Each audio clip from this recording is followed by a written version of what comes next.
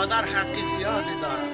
حضرت عبدالله ابن مسعود که حدیث بخاری و مسلم است میگه پیش پیغمبر خدا آمدم گفتم یا رسول الله من احق الناس بحسن الصحبه، شما به من گویه که از همه زاید بالای من که حق دارد. جوانای خوب به شما وابسته دارد این صحبت. از همه زاید بالای من که حق دارد. یگان ایشان استاد رئیس محله و ناحیه رئیس جمهور که حق دارد.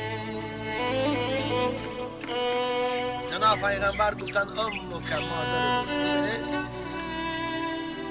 مادر گفتن حق داره. حتی خوشانه نگفتن که من پیغمبری هستم از همه زاید بالات من حق دارم، نگفتن مادر.